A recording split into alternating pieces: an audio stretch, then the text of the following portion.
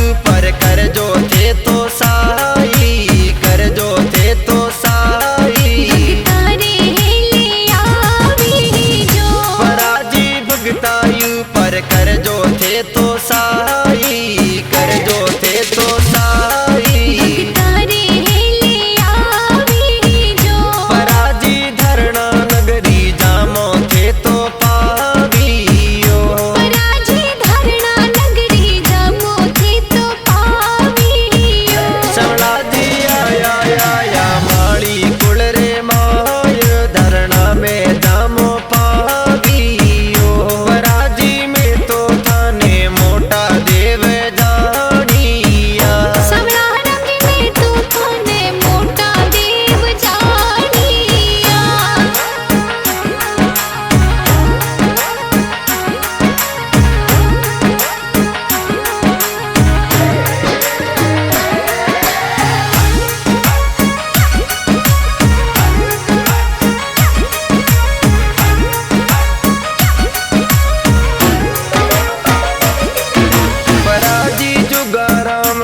करे थारी सेवना पराजी दिमा राम जी करे थारी सेवना पराजी जुगा राम जी करे थारी सेवना पराजी दिमा राम जी करे थारी सेवना पराजी आवो आवो मेरा राम जी रिवील अतो दर्शन आने देवी जो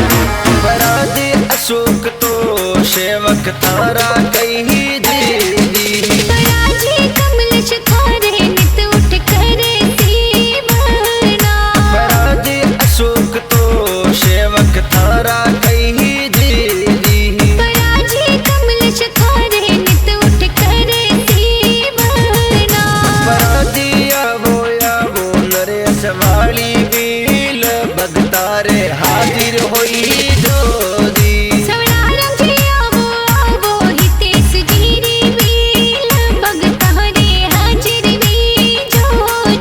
पराजी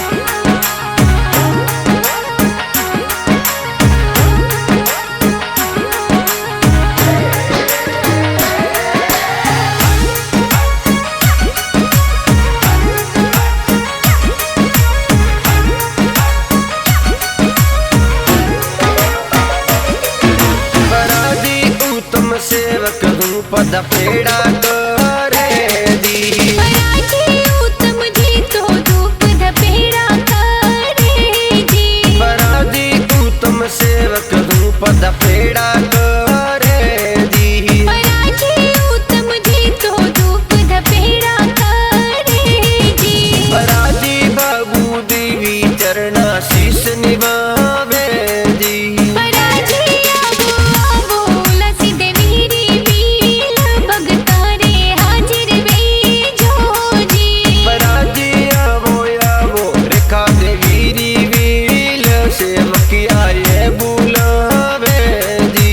पराजी आवो आवो लसी देवीरी बील भगतारे हाजिर बेजो जी। पराजी आवो आवो रेखा देवीरी वील सेवक आए बुलावे जी।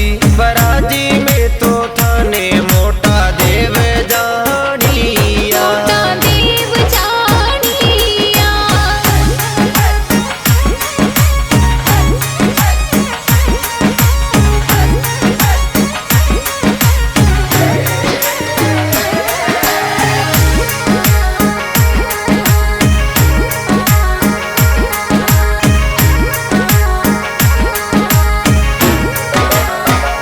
पराजी सीता देवी ये तो मंदिर आविया।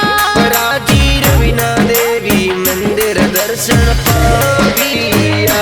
पराजी सेवक थारे इंदिरा ये तो आविया। पराजी रवीना देवी मंदिर दर्शन पाविया। पराजी सेवक थारे इंदिरा ये तो आविया।